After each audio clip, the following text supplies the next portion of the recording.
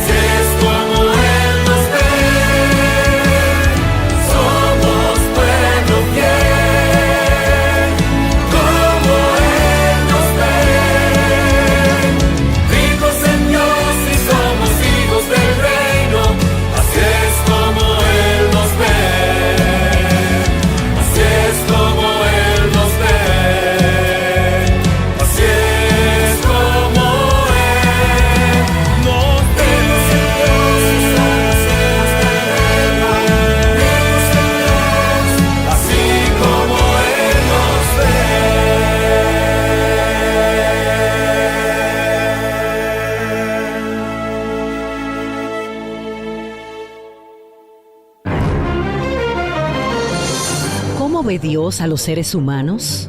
¿Cómo espera el Señor que tratemos a nuestros semejantes? El Departamento de Mayordomía de la Unión Dominicana presenta el programa Como Él nos ve, una mirada al lado humano de la Iglesia. Un programa donde verás el gran valor que Dios atribuye a cada persona, el trato digno y respetuoso que merece cada ser humano. Como Dios nos ve.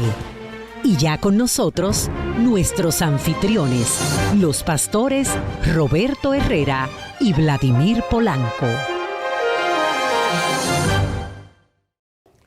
Reciban un saludo cariñoso y una bienvenida especial a este programa de estudio Como Él nos ve. Les saluda el pastor Roberto Herrera del Ministerio de Mayordomía de la División Interamericana y por supuesto estoy acá acompañado del autor del libro que estamos estudiando y pastor Vladimir Polanco. ¿Cómo te sientes, pastor? Saludo muy especial, pastor Herrera, contento, feliz de dar inicio a esta serie de estudio Como Él nos ve, basado precisamente en el libro que lleva el mismo título.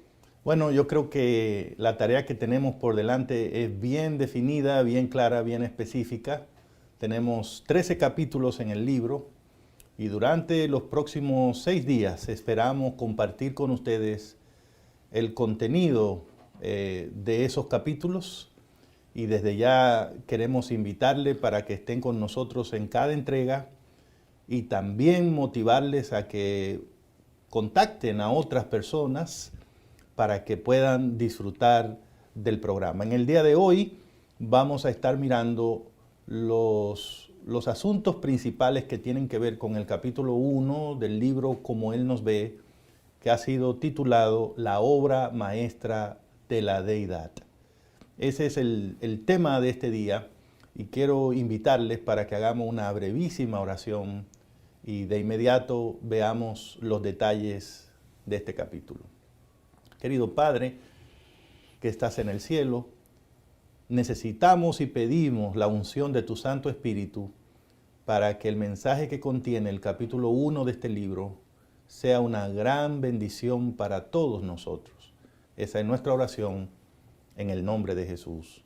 Amén. Pastor Vladimir, cuando el Señor te ayudó a escribir este libro y comenzaste en el capítulo 1, ¿cuál fue, digamos, la primera inquietud o grande idea que agarró tu mente que necesitábamos entender para poner el fundamento de todo el libro? Ya, yo creo, Roberto, que un aspecto clave y fundamental a lo largo de todo este estudio es responder esta pregunta: ¿qué es el ser humano? Número 2, una vez tenemos la respuesta a esa pregunta, ¿cómo vamos ahora a relacionarnos con esa persona a la que hemos definido como un ser humano? Así que eso va a ser fundamental y va a ser clave a lo largo de toda esta jornada. A mí me parece una propuesta no solo interesante, necesaria, ¿no? O sea, partiendo del hecho de que somos seres humanos, tiene sentido en algún momento preguntarnos, bueno, ¿y de qué se trata esto? Bueno, no soy un animal, no soy un vegetal, no soy una estrella, un monte, una planta. Soy un ser humano. ¿Qué es lo que eso significa? ¿De qué estamos hablando cuando se usa esa expresión? E interesantemente, pastor, en el capítulo 1 aparecen por lo menos algunos de las formas más interesantes en que se ha tratado de contestar esa pregunta. Y a mí me gustó mucho ver que en primer lugar hay un grupo que se identifica con la idea de que básicamente el ser humano es un ente físico, es un ente biológico. Y entonces usted dirá, bueno, pues así es, ¿no? Tenemos un cuerpo, un esqueleto, existimos. Sí, pero ¿eso es lo que se quiere decir cuando hablamos de ser un ser humano? Porque cualquier cosa que contestemos tendrá implicaciones. Por ejemplo, bien usted dice en el capítulo 1 que los que tienen esa idea de ver al ser humano simplemente como un ente físico, biológico, no tienen problemas en ver a ese ser humano como un objeto. No se ruborizan frente a asuntos tan delicados como, por ejemplo, la compra de órganos, que a veces ocurre, porque al fin de cuentas se trata de eso, de órganos, ¿no? No pasa nada. Y también no tendrían mayor inconveniente en que no se hagan ningún tipo de esfuerzos para detener tragedias como genocidios que representan la muerte de miles, a veces millones de seres humanos. Y fíjese, toda esa actitud que sale simplemente de un entendimiento de lo que es el ser humano. También son personas que tienden a ver con poco valor a una mujer embarazada. Creen que el aborto, por ejemplo, no importa las circunstancias ni el tiempo, puede realizarse, porque lo que consideran es que la mujer tiene en su vientre un objeto, un pedazo de carne. También son personas más inclinadas a permitir que la gente ponga fin a su vida, ya sea por un problema de enfermedad o por un problema de desequilibrio emocional. También son personas que apoyan más el tema de la pertenencia de armas. O sea, cuando tú miras al ser humano como un simple ente biológico, como un simple pedazo de carne que se diferencia del animal porque es capaz de pensar, eso tiene repercusiones en nuestra ética, en nuestro diario vivir, y eso es parte de muchas de las tragedias que nosotros vemos en el día a día. Bueno, y luego en el libro aparece un grupo que cree que lo que diferencia al ser humano del resto de la creación es su capacidad de razonar. Eso también tiene muchas implicaciones también. La idea de pensar que lo que nos hace seres humanos es nuestra mente, nuestra razón. Y de hecho, muchísimos hoy día solo aceptan aquellas cosas que pueden ser comprobadas por la razón, que pueden ser explicadas por la razón, y fuera de ahí no admiten ningún otro tipo de conocimiento o de experiencia en la vida de un ser humano. Solo creen en lo que puede ser demostrado en un laboratorio, solo creen los que según ellos solo puede ser avalado por la ciencia, así que cualquier expresión metafísica de la realidad es completamente descartada porque consideran que son elementos que no son capaces de justificarse y explicarse basados estrictamente en el razonamiento humano. Y entonces está el grupo de aquellos que creen que el ser humano es una obra maestra creado a la imagen de Dios. Y por supuesto, este es un grupo de personas que tiene una tendencia marcada a ver al ser humano con una dignidad inherente, ¿no? Con un valor que le atribuye esa condición de haber sido creado a imagen de Dios. Pastor, ¿qué relación tiene ese último grupo con el concepto bíblico de lo que es el ser humano? Cuando ya vamos a la Biblia, ¿qué es lo que dice la palabra de Dios esencialmente? Fíjate, Pastor Herrera, que aunque nosotros solemos suponer y pensar que toda la Biblia tiene que ver solo con Dios, en realidad la Biblia no es más que una explicación de la forma en la que Dios se relaciona con el ser humano.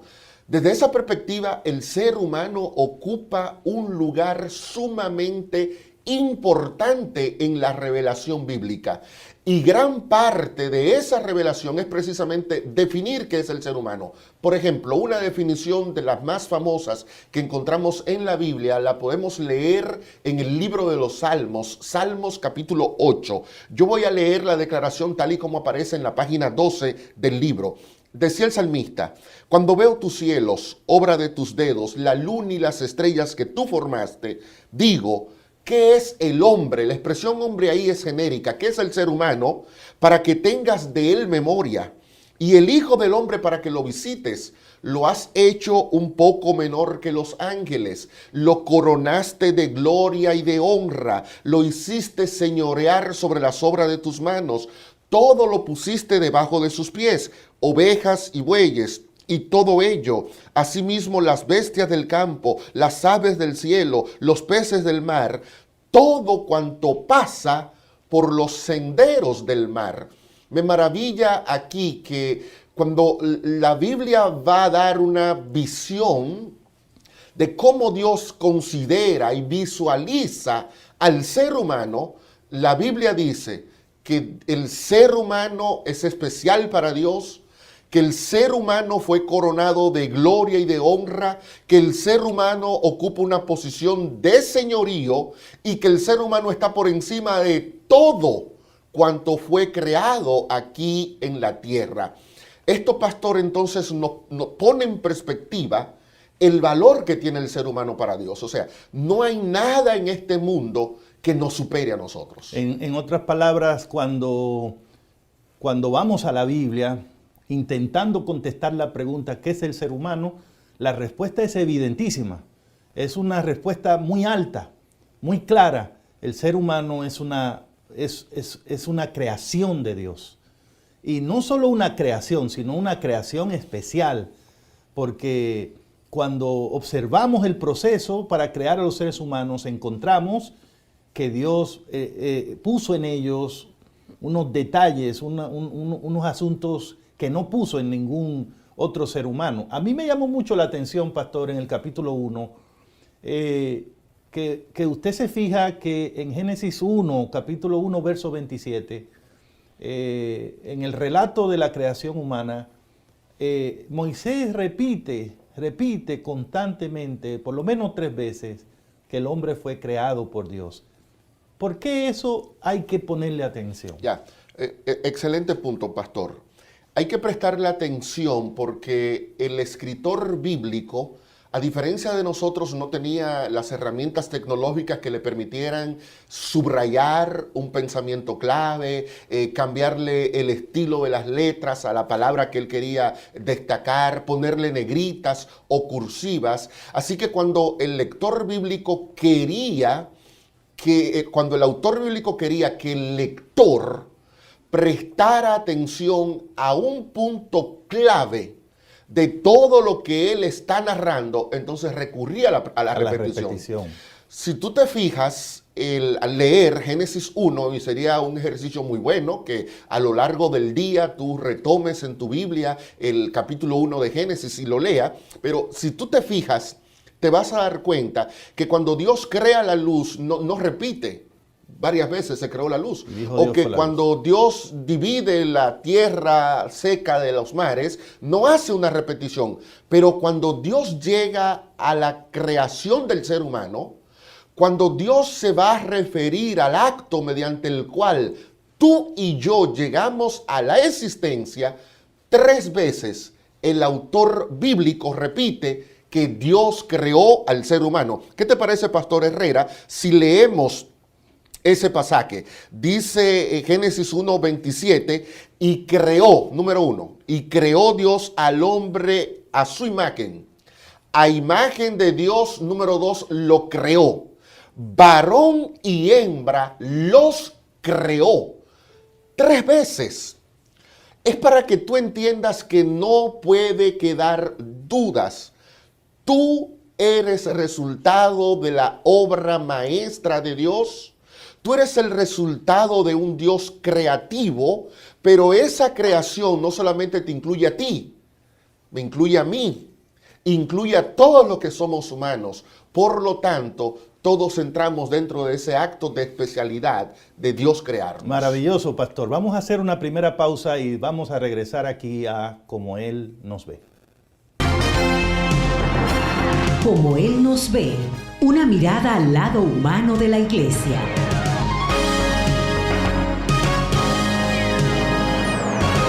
De nuevo con ustedes aquí en Como Él nos ve, el programa de estudio, y hoy con el capítulo 1, la obra maestra de la deidad. Hace un momentito estábamos fijándonos en ese recurso que usó Moisés en Génesis 1:27 de repetir para que notáramos que estaba pasando algo distinto, que Dios creó, que Dios creó, que Dios creó. No hay duda de que Dios creó, y no hay duda de que cuando creó al ser humano estaba llegando a la cima, ¿no?, de la obra creadora.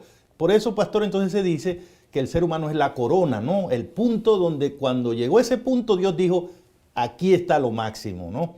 Muy bien, pero hay otra expresión en el relato bíblico que se usa mucho cuando tiene que hablarse o cuando se refieren a la creación del ser humano. Y es que esa criatura en particular fue hecho a imagen de Dios. Ayúdenos a entender un poquito qué significa eso para nosotros. Muy bien. De hecho, somos los únicos que tenemos esa característica. Y uno de los elementos que precisamente destaca el valor del ser humano es que no hay en la creación otro elemento que pueda decirse que lleva ese atributo. De hecho, cuando nosotros estudiamos Génesis 1, vemos que todos los actos creadores están presentados con verbos impersonales. Sea la luz, produzca la tierra, reúnanse las aguas. Pero cuando llega el momento de crear al ser humano, Dios utiliza un verbo personal, hagamos. Es un acto deliberativo de parte de Dios, y en esa deliberación, la conclusión a la que llegan los miembros de la deidad es, pues creemos a alguien que se parezca a nosotros. Y eso es importante, porque si nosotros llevamos la imagen de Dios, eso significa que somos personas que dependemos de Dios. Cuando usted viene a un espejo, el espejo refleja una imagen, pero lo que el espejo está reflejando depende de una realidad. Cuando la Biblia dice que nosotros somos imagen de Dios, la Biblia está queriendo dejar claro, Pastor Roberto, que nosotros dependemos de Dios y que somos eso, los elementos que están en la tierra, que cuando yo te veo a ti o cuando tú me ves a mí, debemos decir, hey, pero mira, ese que va caminando por ahí se parece a Dios, porque como imagen de Dios es un reflejo de su creador. Wow, es como decir que en realidad, Pastor Polanco, no se puede ser un verdadero ser humano sin tener una relación con Dios, ¿no? O sea, el ser humano desconectado de Dios se deshumaniza, porque fue diseñado, fue hecho a imagen de alguien. Y para poder dar ese aspecto necesita estar en constante relación con ese alguien. Ese es un pensamiento increíble. O sea, a diferencia de todo otro ser creado, los seres humanos hemos sido creados para estar en constante comunión, íntima comunión con Dios, porque de eso depende la posibilidad de que nosotros podamos desarrollar todo el potencial con que fuimos creados. Es un pensamiento increíble. Un elemento clave, y yo voy a citar la página 15 del libro. Si usted tiene el libro, puede venir a la página 15 en el tercer párrafo, porque uno pudiera preguntarse, ese elemento de la imagen entonces solamente alude a que tiene que haber una dependencia entre la criatura y el creador. También alude a otra cosa. Y yo quiero leer textualmente esos otros elementos. Escribió Elena de White una declaración publicada en Review and Herald el 11 de febrero de 1902. Y cuando yo leí esto, Pastor Herrera, me emocioné muchísimo. Dice Elena de White que cuando Dios creó al ser humano, textualmente, creó una clase nueva y distinta. Wow. No somos como los ángeles. No somos como los habitantes de los mundos no caídos, no somos dioses.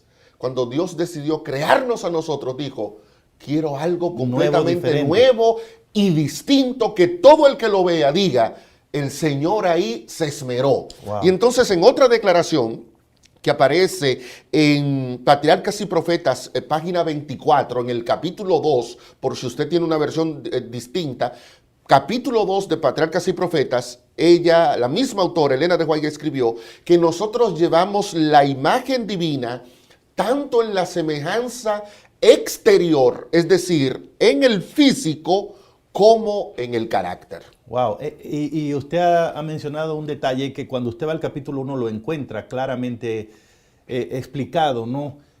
Cuando usted oye hablar, yo fui creado a imagen de Dios, o fuiste creado a imagen de Dios, de lo que estamos hablando es de que tú y yo tenemos rasgos físicos que nos identifican con Dios. Por ejemplo, la capacidad de razonar, ¿no? Que significa que puedes tomar una información, varias informaciones, discriminar entre ellas, tomar una decisión, decir esto es mejor que esto. La capacidad de que puedas escuchar un mensaje y entenderlo, analizarlo y aplicarlo a tu vida. Eso es una posibilidad que solo se le dio al ser humano.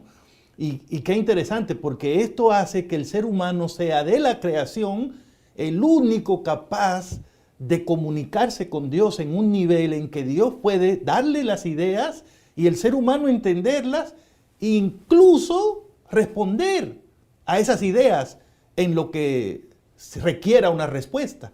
Y en ese sentido, la imagen de Dios simplemente nos hace seres muy especiales. Muy especiales, y me agrada mucho que cuando David está precisamente haciendo un comentario teológico a Génesis 1, él, en lugar de utilizar la expresión imagen de Dios, como aparece en Génesis 1, David dice que fuimos coronados de gloria y de honra. No hay en la creación ningún otro personaje que tenga la imagen, y esa imagen implica que tenemos una corona sobre nuestras cabezas. Es decir, que al tener la imagen, Dios nos está colocando por encima de todo lo que existe en la creación. Bueno, y sabe que cuando vayas, hermano, amigo, al capítulo 1 de este libro, como Él nos ve, vas a encontrar que este asunto de la imagen de Dios no es solo un privilegio que Dios nos dio para disfrutarlo y ya, tiene también propósitos muy puntuales.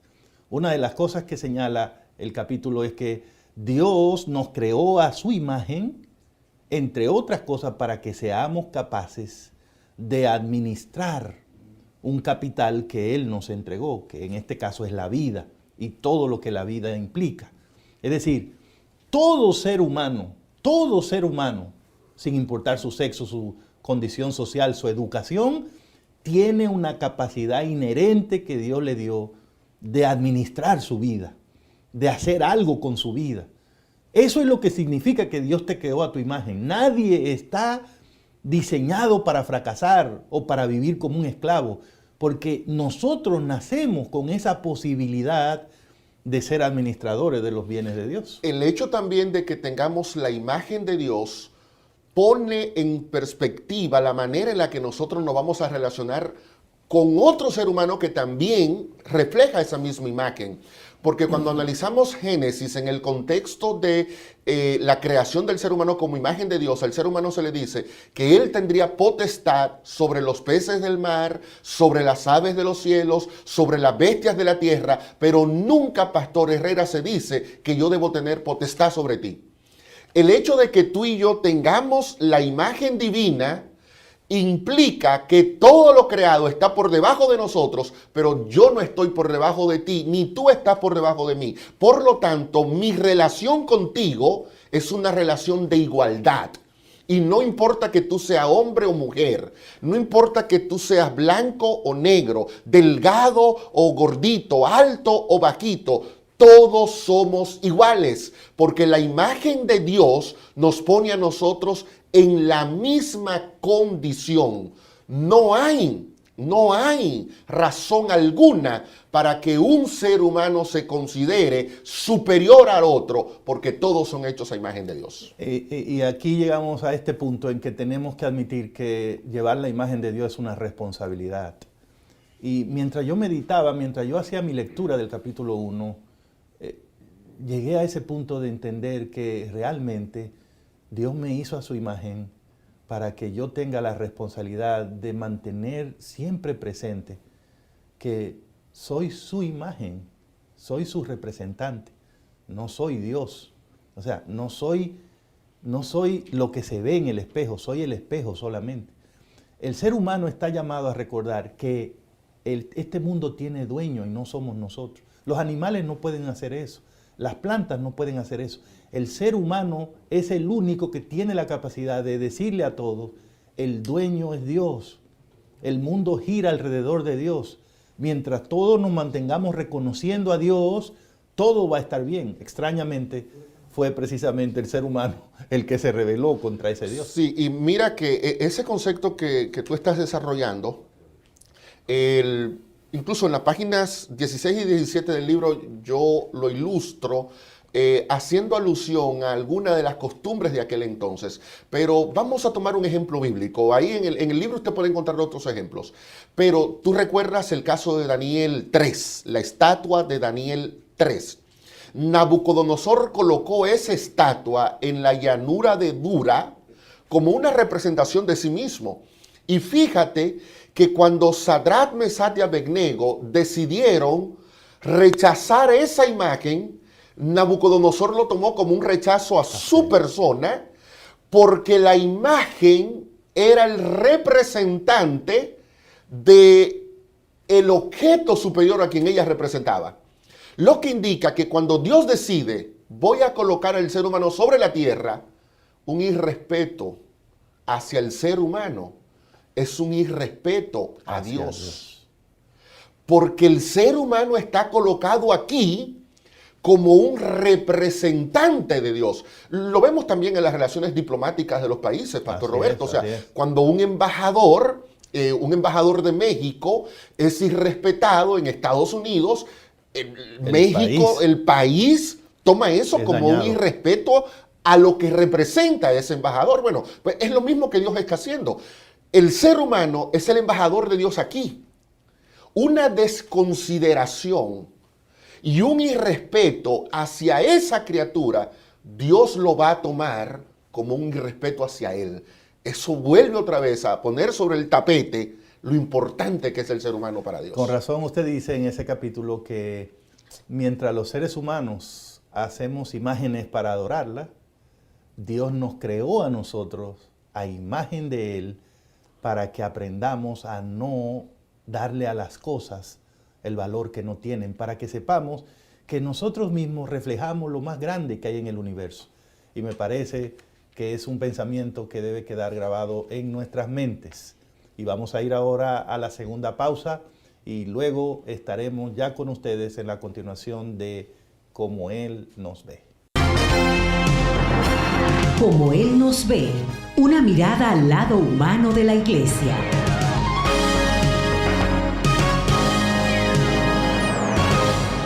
Gracias por seguir con nosotros aquí en Como Él nos ve. Una discusión hoy muy bonita acerca del capítulo 1, la obra maestra de la deidad.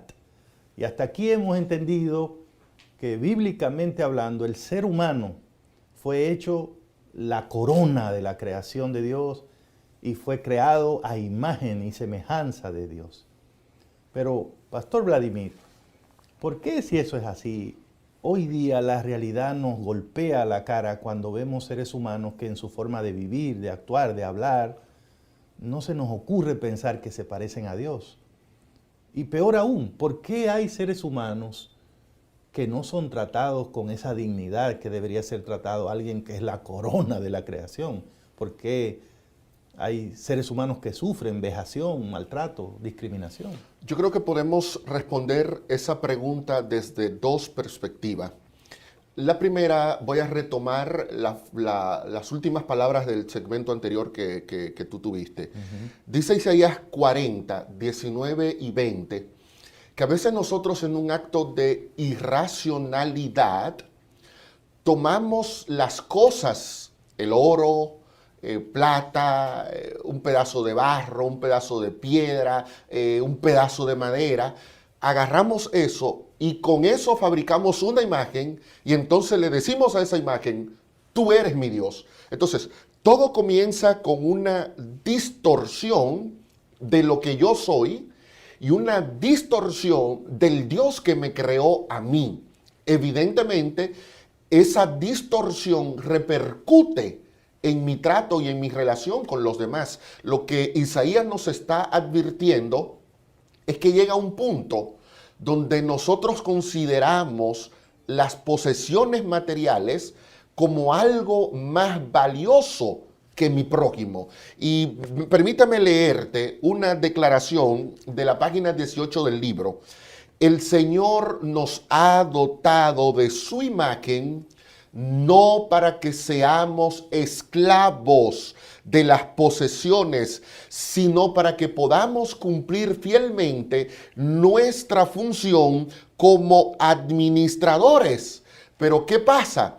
Que mientras nosotros hacemos imágenes para adorarlas como si fuera Dios, lo que Dios quiere es hacer de nosotros su imagen en este mundo. Entonces, una razón por la que nosotros tratamos con desprecio a los demás es porque le hemos dado más valor a las cosas, a las posesiones, que al ser humano.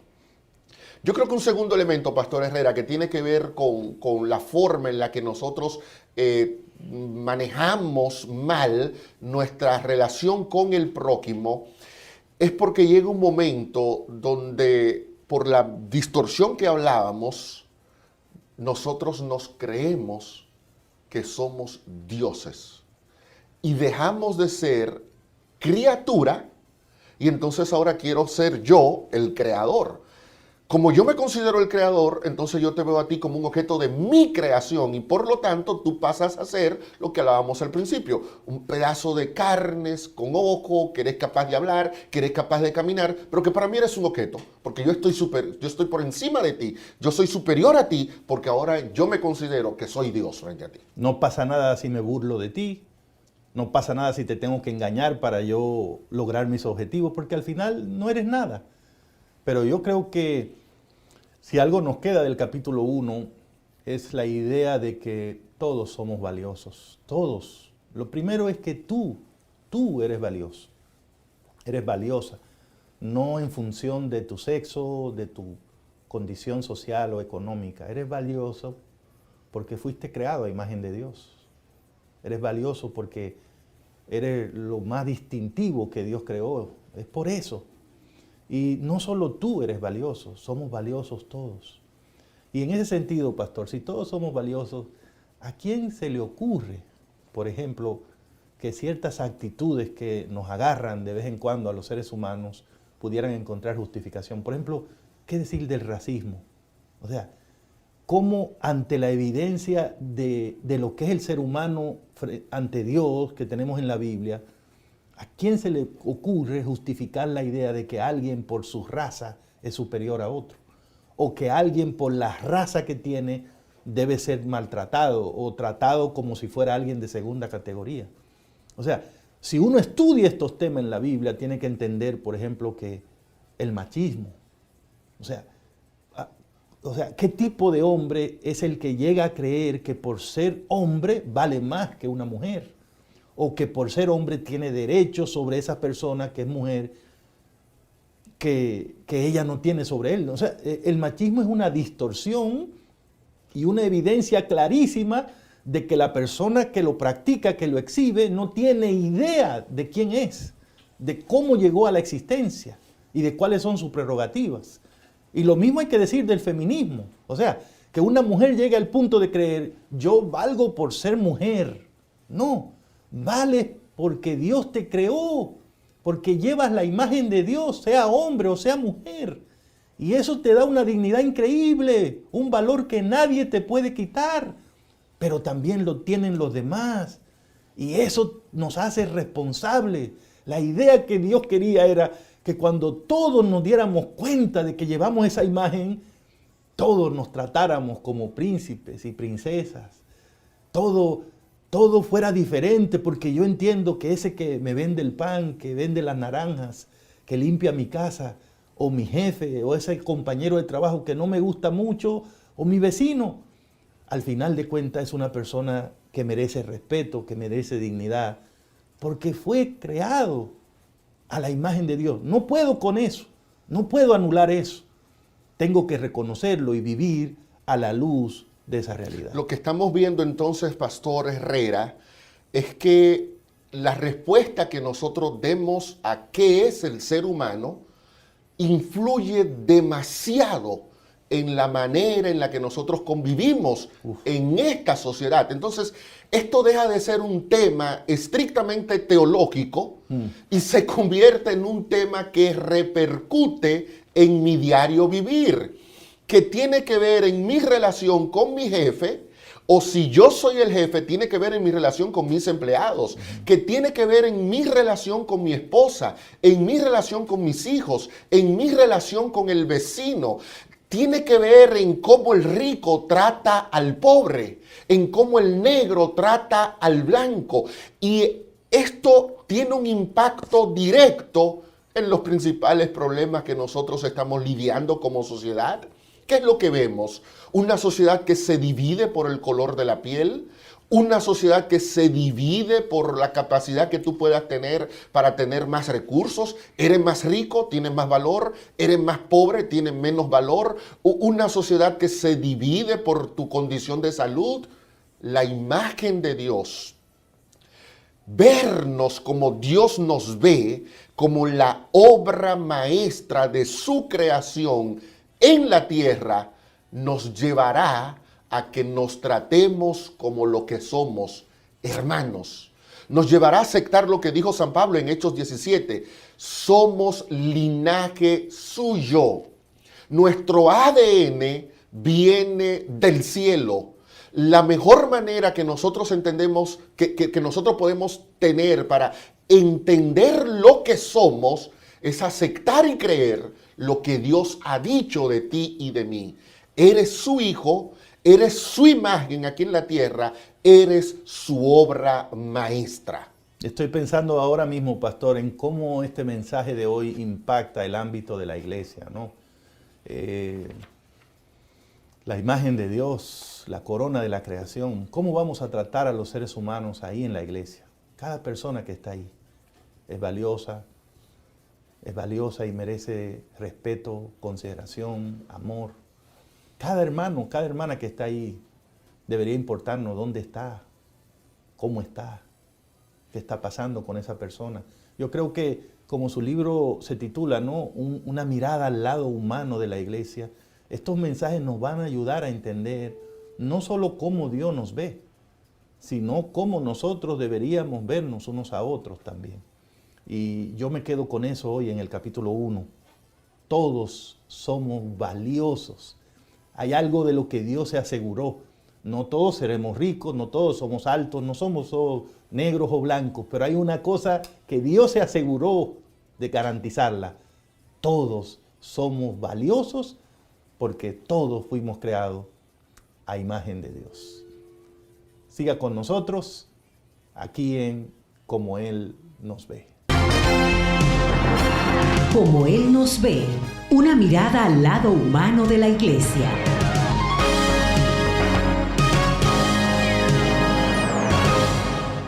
Pastor Herrera, Pastor Polanco, ha sido impresionante lo que hemos aprendido en el estudio de este capítulo. La pregunta es, ¿qué puede hacer la iglesia para ayudar a sus miembros a entender estos asuntos tan importantes en la vida cristiana? Este capítulo que acabamos de estudiar nos ha recordado el lugar de los seres humanos en la creación es absolutamente único. A ellos le dio Dios el dominio sobre todos los peces del mar, sobre las aves de los cielos, sobre todas las bestias y todo lo que se mueve sobre la tierra, según Génesis 1:28. Además, Dios le dio la potestad de pensar, de elegir, de ser creativos, de ser compañeros de Dios en confraternidad y mayordomía. Por lo tanto, al tratar con los seres humanos, estamos tratando con su Creador.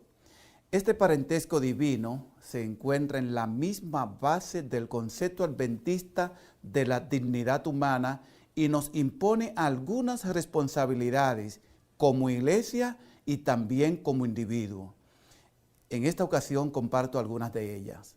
En primer lugar, al reconocer que cada miembro de la iglesia es una criatura hecha a imagen y semejanza de Dios, la iglesia está en el deber de ayudar a entender las implicaciones de este privilegio. Para lograr esto, cada congregación debería desarrollar y llevar a cabo un plan de educación comprensivo basado en la Biblia, que constituya el eje para que cada miembro crezca en el conocimiento de Dios y de su voluntad para con ellos.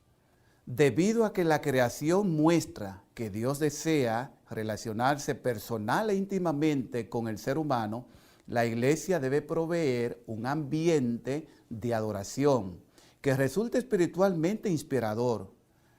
Cada miembro debería ser motivado a practicar disciplinas espirituales como la oración, el estudio de la Biblia y la testificación.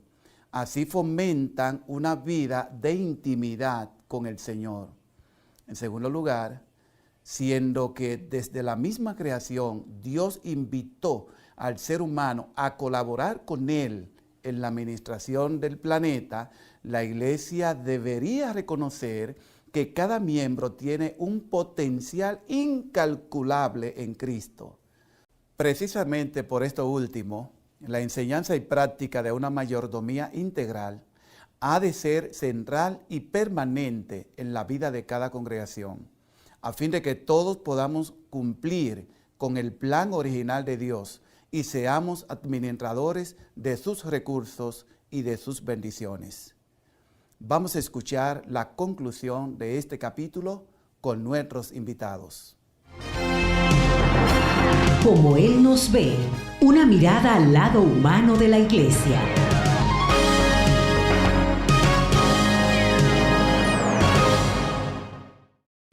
Bien, llegando ya a la parte final del programa de hoy, la obra maestra de la deidad. Yo solo tengo para compartir contigo algunas preguntas diseñadas para que reflexionemos juntos. Las preguntas son: ¿Cómo pienso acerca de las demás personas? ¿Puedes hacer ese análisis contigo? ¿Cómo tiendo a pensar de los otros? ¿Cómo hablo acerca de las demás personas? ¿Tiendo a ser una persona que valora a otros? ¿O me gusta disminuir a los demás? ¿Menospreciarlos? ¿Mis pensamientos son generalmente negativos o pesimistas con relación a los otros? ¿Me gusta reconocer el valor de los demás? Porque si nunca te has hecho estas preguntas, quiero decirte que en la base de todas ellas está tu concepto de lo que es el ser humano. Y fallar en eso te expone a vivir una vida muy limitada. Fallar en entender qué es el ser humano te puede poner en una plataforma en la que tú mismo no puedas desarrollar tu potencial ni tampoco sea útil para otros.